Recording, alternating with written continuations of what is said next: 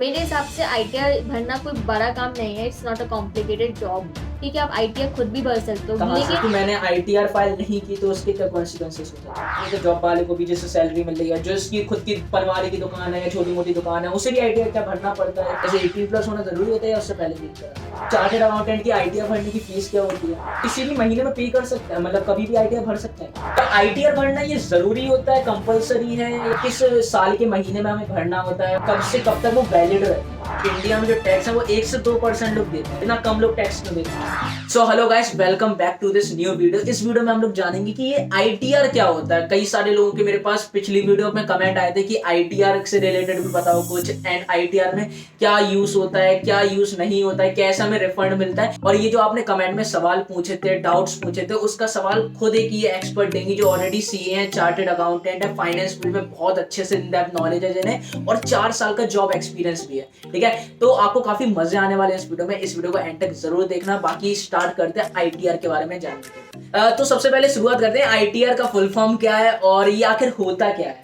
So ITR is basically the income tax return. ये एक मान के चलो आपका ब्यौरा है पूरा, कि आपने साल भर में क्या क्या कमाया, कैसे कैसे आपने सेव किया, फिर उस पैसे को आपने कैसे कैसे उसको यूज किया। तो बेसिकली इज जस्ट आपको पूरी इनकम का पूरा डाटा बताना पड़ता है। अब आप इनकम आप कई तरीके से कमा सकते हो। आप रेंटल इनकम कमा सकते हो, आप सैलरी इनकम कमा सकते हो, आजकल तो स्टॉक मार्केट में इन्वेस्ट करके आप इनकम कमा सकते हो, बैंक में एफडीज करके आप इंटरेस्ट रेट पे कमा सकते हो, सेविंग बैंक पे आपको मिलता है। तो जितनी भी आप साल भर में टोटल इनकम कमा रहे हो इन अ फाइनेंशियल ईयर, वो आपको इनकम टैक्स डिपार्टमेंट को बताना पड़ता है। उस पे आपका फिर टैक्स कैलकुलेट होता है। तो बेसिकली जो भी ये सब चीजें हैं आपको जब बताते हो, तो उसको हम बेसिकली इनकम टैक्स रिटर्न कहते हैं। जैसे मैंने सुना था कि इंडिया में जो टैक्स है वो 1 से 2% लोग देते हैं, तो ये जो 1 से 2% लोग देते हैं तो आईटीआर के फॉर्म में टैक्स भरते हैं, आई थिंक, मतलब क्या? और इतना कम लोग टैक्स क्यों देते हैं? बेसिकली हमारी इतनी पॉपुलेशन है जिसमें से सिर्फ इनकम टैक्स जो रिटर्न है वो अप्रोक्स 3 to 4% लोग ही भरते हैं। जो अब 3 to 4% भर रहे हैं उसमें से भी 2.5 लाख तक की इनकम एग्जम्प्ट है, उस पर आपका कोई भी टैक्स नहीं है। और अगर आपको मान लो रिबेट मिल जाता है और आपकी अभी जो नई स्कीम में है, अगर 5 लाख तक इनकम है, तो 5 लाख तक वैसे भी कोई टैक्स नहीं है, आपको रिबेट मिल जाता है 12,500 रुपए का। बाकी आप लोगों को भी थोड़ा टेक्निकल टर्म्स होंगे, रिबेट वगैरह, ये सब शायद समझ में ना आए, बट धीरे धीरे आपको सारी चीजें समझ में आ जाएंगे। हाँ जी, तो आगे। हाँ, तो आपका 12,500 तक आपका स्लैब रहता है, तो उसने उसकी वजह से आपका 5 लाख तक की इनकम एग्जम्प्ट हो जाती है। तो बेसिकली जितने 3 से 4% लोग जब आपके रिटर्न भर रहे हैं, उसमें से मान के चलो 1-2% लोग आपका जीरो स्लैब में आ गए, तो बस टैक्स कौन भरेगा? फिर 1-2% लोग ही टैक्स भरते हैं। और आईटीआर भरना ये जरूरी होता है, कंपलसरी है, या फिर मतलब क्या है?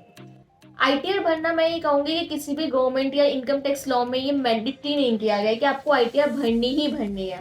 But for the safer side ITR के बहुत सारे यूज होते हैं। पहला, अगर आपका मान लो टैक्स कट गया, टीडीएस कट गया, तो आप उसका रिफंड क्लेम कर सकते हो। बिना आप इनकम टैक्स रिटर्न भरे आप रिफंड क्लेम नहीं कर पाओगे। दूसरा, अगर आपको कहीं लोन वोन लेना है, तो उसके लिए 3 साल की 2 साल की आईटीआर बैंक मांगती है। ठीक है, आपके पास एक प्रॉपर डॉक्यूमेंट होता है कि आपकी ये सोर्सेज ऑफ इनकम है, तो आपको ये सब चीजें आपके पास डॉक्यूमेंट वैलिड प्रूफ रहता है। अगर कभी भी कोई नोटिस आता है इनकम टैक्स डिपार्टमेंट से, तो आपके पास सारी चीजें अपने पास पेपर्स रहते हैं। मेन है आपके पास डॉक्यूमेंट रहता है। अच्छा, तो अगर आपका कोई टीडीएस वगैरह कटता है कुछ भी काम में, तो आप ना आईटीआर भर के वो वापस ले सकते हो। अगर आपको कोई लोन वगैरह लेना है या फिर कुछ बैंक के काम है, तो वो आईटीआर की मदद से थोड़े आसान हो जाते हैं। राइट, इट्स अ बेसिकली जो डॉक्यूमेंट है वो मैंडेटरी डॉक्यूमेंट है जो आपको देने पड़ते हैं at the time of applying for loans and all. तो जैसे कि यार, कुछ लोग जॉब करते हैं, कुछ लोग दुकान वगैरह होते हैं, किसी के बिजनेसेस होते हैं, हर किसी को आइडिया भरनी पड़ती है कि जॉब वाले को भी जैसे सैलरी मिल रही है, जो इसकी खुद की पनवारी की दुकान है या छोटी मोटी दुकान है, उसे भी आइडिया क्या भरना पड़ता है, ऐसा? मैं ये कहना चाहूंगी कि आईटीआर हर किसी को भरनी चाहिए, चाहे उसकी सैलरी इनकम हो, चाहे उसकी बिजनेस इनकम हो, चाहे कुछ भी हो। इट्स आप हर किसी को भरनी चाहिए आईटीआर, क्योंकि इसके बेनिफिट मैंने आपको पहले ही बता दिए हैं कि बहुत बेनिफिशियल होता है। लोन्स वगैरह कभी भी इमरजेंसी में कुछ भी जरूरत पड़ सकती है, उस टाइम पे लोग उल्टे सीधे पैसे देकर पुराने सालों की भरवाते हैं। बट अभी जो गवर्नमेंट है वो बहुत स्ट्रिक्ट है, तो आपके लोन्स मतलब बैक डेट में आईटीआर भरना है इम्पॉसिबल हो जाता है। अभी अगर आप चाहो कि आप 2018-19 का आईटीआर भर लो, तो वो पॉसिबल नहीं है। तो जैसे कि आपने ना अभी बीच में रिबेट बोला था, इसका क्या मतलब होता है? बहुत सारे लोग कंफ्यूज हैं। ओके, मैं समझ सकती हूँ। रिबेट का मतलब क्या होता है कि इनकम टैक्स लॉ में रिबेट अंडर सेक्शन 87 डिफाइंड है कि आपको एक छूट मिलती है। आपका जो इनकम होती है ना 5% तक की, मतलब 12,500 तक की इनकम आपको टैक्स माफ कर दिया जाता है। तो बेसिकली इसलिए आपके 5 लाख, वैसे हमारी 2.5 लाख तक एग्जम्प्ट है, इसीलिए अगर आपके 2.5 लाख से 5 लाख के बीच में जो 5% का स्लैब है तो वो कितना हुआ 12,500। तो वो 12,500 तक आपकी छूट हो जाती है। इसलिए लोग कहते भी है कि 5 लाख तक की इनकम के ऊपर कोई भी टैक्स नहीं है। अगर आपका 5 लाख 1 रुपए हो जाती है तो फिर आपकी इनकम टैक्सेबल हो जाती है। कितना परसेंट टैक्स लगता है? अब इसके बेसिकली इसमें जो टैक्स रेट होते हैं वो अलग अलग होते हैं। अच्छा, इसकी ना एक स्लैब होती है गाइस, तो मैं इधर पर हाँ। ना कोशिश करूंगा कि स्लैब आपके सामने डाल सकूं, आप वो पढ़ सकते हो, स्क्रीन पे दिख रही होगी आपको। हाँ, तो बेसिकली इसमें अलग अलग स्लैब होती है। इंडिविजुअल्स की अलग रेट पे टैक्स होती है, कंपनीज की अलग रेट पे टैक्स होती है, पार्टनरशिप एलएलपी, ये सबके अलग अलग रेट पे होती है। तो मैं इंडिविजुअल की बताना चाहूंगी कि बेसिकली हमारा इंडिविजुअल है। अब इंडिविजुअल में 2 कैटेगरी होती है कि अगर 60 साल से ऊपर के इंडिविजुअल्स हैं या 60 साल के बाद के इंडिविजुअल है। तो ये आपको स्क्रीन पे दिख रही होगी कि 60 साल से ऊपर के में कितना टैक्स स्लैब रेट है और 60 साल के बाद में कितना स्लैब रेट है। अच्छा, वैसे आईटीआर का ये टाइम पीरियड क्या होता है, कब हमें भरना होता है, किस साल के महीने में हमें भरना होता है और कब से कब तक वो वैलिड रहती है? आईटीआर बनने की क्या होता है कि ड्यू डेट्स होती हैं। ठीक है, आप एक फाइनेंशियल ईयर में जितना भी पूरे साल में आपने कमाया वो आपको मार्च तक खत्म हो जाता है। एक फाइनेंशियल ईयर मार्च में खत्म होता है। फाइनेंशियल ईयर जो है वो 1 अप्रैल से लेके 31 मार्च तक चलता है। राइट। तो उसके बाद फिर आपको बताना पड़ता है इनकम टैक्स को। तो उसकी जैसे इंडिविजुअल्स की ड्यू डेट हो गई 31 जुलाई। ठीक है, इट कैन बी एक्सटेंडेड। अगर आप इसके बाद रिटर्न फाइल करते हो तो आपको बहुत सारे डिसएडवांटेज होते हैं, जैसे आप लॉसेस कैरी फॉरवर्ड नहीं कर पाते हो। ठीक है, आपकी फिर पेनल्टी भी लगती है जो अभी इंट्रोड्यूस कर दी है मोदी गवर्नमेंट ने। तो हम लोग क्या कहते हैं, किसी भी महीने में पे कर सकते हैं, मतलब कभी भी आईटीआर भर सकते हैं क्या, या कोई मतलब स्पेसिफिक डेट है? अगर आप मान के चलो कि लास्ट फाइनेंशियल ईयर की आपको भरनी है आईटीआर, तो आप इसकी ड्यू डेट जो थी वो 31 जुलाई थी। फिर इसके बाद उन्होंने इसको आप भर सकते हो, लेकिन आपको पेनल्टी देनी पड़ेगी। अगर आपकी इनकम 5 लाख से कम है तो आपकी 1,000 रुपीज की पेनल्टी है। अच्छा। अगर आपकी इनकम उससे ज्यादा है तो उससे ज्यादा की पेनल्टी है। तो इट्स भी क्राइटेरिया है। अभी इसकी जो ड्यू डेट है वो 31 दिसंबर है पे फाइल करने की। अगर आप नहीं कर पा रहे हो तो उसके बाद फिर आप फाइल नहीं कर पाओगे। जैसे अगर अभी 1 अप्रैल जो निकल चुका है, अभी दिसंबर चल रहा है, तो 1 अप्रैल से चल रहा है, कमा रहा हूँ मैं या आप भी कमा रहे हो, और वो 31 मार्च तक कमाएंगे। फिर 1 साल हो गया, या अपना एक फाइनेंशियल ईयर हो गया, अब आईटीआर हम कब भरेंगे? इसकी आईटीआर आप जुलाई तक भर सकते हो, जो अभी लॉ में प्रिस्क्राइब है ड्यू डेट। अच्छा, तो जैसे 2023 में हम लोग 2022 की और 23 दोनों की मिक्स आईटीआर हम लोग भरेंगे उस 1 अप्रैल 22 से 31 मार्च 23 तक की डाटा का भरोगे डाटा। ठीक है, यानी जुलाई से पहले पहले हम लोग भर सकते हैं। तो आप क्या खुद पर्सनली आईटीआर वगैरह भरते हो, आप सीए हो तो आपको ये काम करना होता है? मेरे हिसाब से आईटीआर भरना कोई बड़ा काम नहीं है। It's not a complicated job. ठीक है, आप आईटीआर खुद भी भर सकते हो, कहाँ से? लेकिन बेसिकली आप कहाँ से भर सकते हैं हम लोग आईटीआर?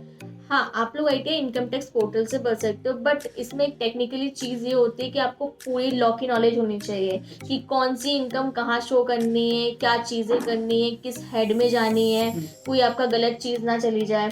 क्योंकि अगर आपको कोई भी गलत चीज चलेगी तो फिर आपको रिवाइज करनी पड़ती है आईटीआर। सो मैं ये रिकमेंड करूंगी कि आप प्रॉपर एक्सपर्ट बंदे से कराइए, क्योंकि जो काम जिसको शोभा देता है उसको ही करना चाहिए। एक ही इंसान को हर काम नहीं करना चाहिए बेसिकली तो आप एक कोई चार्टेड अकाउंटेंट के पास जाकर उसको अपने सोर्सेस ऑफ इनकम वगैरह, अपनी इन्वेस्टमेंट बताकर आप उससे रिटर्न फाइल करवा सकते हो। क्योंकि आपको साल में एक बार भरनी है, तो एक बार के लिए तो आप अफोर्ड कर ही सकते हैं। और एक चार्टेड अकाउंटेंट की आईटीआर भरने की फीस क्या होती है? Depend on the types of ITR कि आप किस टाइप के आईटीआर भरवा रहे हो। There are various number of ITRs like ITR 1 for the salary person, ITR 2, ITR 3, ITR 4। तो जिस हिसाब से काम होता है। रेंज क्या होती है, मतलब अगर इन्हें बता सकते? अगर आप रेंज मान के चलो तो आप 500 से लेके 3,000 4,000 तक भी जाता है। Depend on the type of work कि आपके आईटीआर में कितना काम है, उस हिसाब से आपकी आईटीआर फाइल होती है। आप खुद आईटीआर फाइल वगैरह करते हो? हाँ, मैं भी आईटीआर फाइल करती हूँ, इंडिविजुअल्स की, कंपनीज की। तो you can also contact me for any guidance you want and for filing the ITR. तो गाइस, अगर आपको भी अपनी आईटीआर वगैरह फाइल करानी है एक एक्सपर्ट के थ्रू, तो इधर पर मैं इनकी इंस्टाग्राम आईडी दे दूंगा, तो आप इधर से कांटेक्ट कर सकते हो, अपनी आईटीआर भी फाइल करा सकते हो। और अगर मान के चलें कि मैंने आईटीआर फाइल नहीं की, तो उसके क्या कॉन्सिक्वेंसेस हो सकते हैं? अगर आपने आईटीआर फाइल नहीं की तो वैसे इसका कुछ है नहीं, क्योंकि लॉ आपको मैंडेटरी नहीं करता कि आप आईटीआर फाइल करें। लेकिन अगर आपके पास नोटिस आता है, नोटिस कैसे आ सकता है, आपने कोई बड़ी ट्रांजेक्शन की, आपकी जो ट्रेल चेन है उसमें विजिबल हो गई, आपके पैन में विजिबल हो गई, या आपका कोई TDS EDS कट गया तो उसमें आपके पैन में शो कर गया, और आपके मान लो नोटिस आया 5-6 साल बाद, तब आपके पास सोर्स ऑफ इनकम है, तब आपके पास कोई वैलिड प्रूफ नहीं रहा, तो उसके ऊपर आपको interest, penalties and other consequences हो सकते हैं जो लॉ प्रिस्क्राइब करता है। तो ITR फाइल मतलब करवाना जरूरी है और करवाना हर किसी को चाहिए, हर इंडियन को चाहिए। या सबको कराना चाहिए, इसका कुछ भी मतलब आपका कुछ जाता नहीं है, बट आपके पास डॉक्यूमेंट हो जाता है, सारी चीज़ें इन एविडेंस होती हैं कि आप उसका आगे इन फ्यूचर कभी भी नोटिस आए तो आप उसको दिखा सकते हो। तो वैसे ITR फाइल कराने के लिए कोई एज लिमिट होती है क्या? एज जैसे 18+ होना जरूरी होता है या उससे पहले भी करा सकते हैं? ITR फाइल करने के लिए जो मेजर डॉक्यूमेंट रिक्वायर्ड है इज अ पैन कार्ड। अगर आपका पास पैन कार्ड है तो आपकी ITR फाइल हो सकती है। अच्छा, जो 18- लोग होते हैं उनका माइनर पैन कार्ड होता है तो वो लोग भी हाँ, माइनर पैन कार्ड तभी बनता है जब उसके गार्जियंस की या उसके पेरेंट्स की फोटो उसके साथ में होती है, मतलब उससे लिंक होता है। तो जो माइनर की इनकम आती है, कोई भी अगर मान लो उसके ऊपर FD वगैरह करवाई है हमने, और माइनर की इनकम जो होती है वो क्लब हो जाती है उनकी गार्जियन या पेरेंट्स की इनकम में। अच्छा, सो आई थिंक आपको काफी सारी नॉलेज मिल गई होगी ITR की। कई सारे लोग होंगे जो ITR फाइल कराई होगी जिन्होंने पिछले साल की, कई सारे लोगों को करानी भी होगी इस साल की। तो आप अप्रैल, मई, जून, जुलाई तक आप अपनी ITR फाइल करा सकते हो। और अगर आपको इनके थ्रू करानी है तो आप इधर पर Instagram ID आप इधर से कॉन्टैक्ट कर सकते हो। और बाकी आप और भी फाइनेंस वीडियो के लिए और भी अच्छी वीडियो के लिए, वेल इन्फॉर्म वीडियो के लिए आप चैनल को सब्सक्राइब कर सकते हो और बेल नोटिफिकेशन ऑन भी कर सकते हो, ठीक है। एंड अगर आपके फिर कोई डाउट्स हो जो आपको पूछना हो तो आप ना कमेंट में पूछ लेना, कमेंट में पूछ सकते हैं ना ये लोग। हाँ जी, आपको कमेंट करिए, मैं आपके हर सवाल का जवाब दूंगी। ठीक है, तो आपका कोई भी अगर सवाल है तो आप वो कमेंट में पूछ सकते हो, तो आपको उसका जवाब मिल जाएगा। बाकी मिलते हैं फिर किसी और वीडियो में। My self Ayush Somraj, her name is Shilpi Sahu and CA chartered accountant. And channel को आप सब्सक्राइब कर ही लोगे, वो तो मुझे पता है, आप अच्छे इंसान हो। एंड अगर नहीं हो तो सब्सक्राइब करिए इस चैनल को। मिलते हैं किसी और वीडियो में। Till the time take care, Tata.